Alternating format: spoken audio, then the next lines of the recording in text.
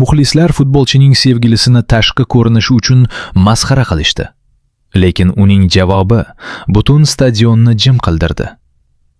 Lorien Freer, Arsenal yulduzi Declan Rice'ning sherigi. Maktab yillaridan beri davom etgan munosabatlari ularga o'g'il farzand berdi va ular barqaror, baxtli hayot kechirishmoqda.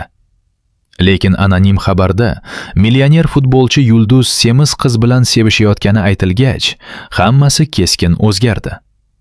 Shu paytdan boshlab zo'ravonlik kampaniyasi boshlandi. Ba'zilar u yaxshiroq qiz topishi mumkinligini yozishdi. Boshqalar uni o'yinlarda sharmanda qilmaslik va o'zgarishni so'rashdi. Ba'zi muxlislar hatto uning ko'rinishi haqida masxara qo'shiqlar kuylashdi. Lorien bosimga chidamay, ijtimoiy tarmoqdagi barcha rasmlarni o'chirib, Declanning o'yinlariga kelishni to'xtatdi.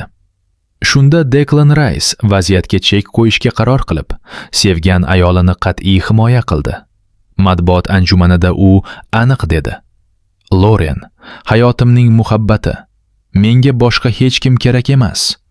So'ng rasmiy sahifasiga ularning suratlarini joylab yozdi.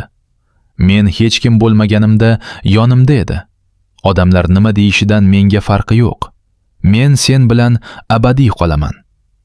Hamma uni kamsitmoqchi bo'lganda, Declan haqiqiy erkak qilishi kerak bo'lgan ishni qildi.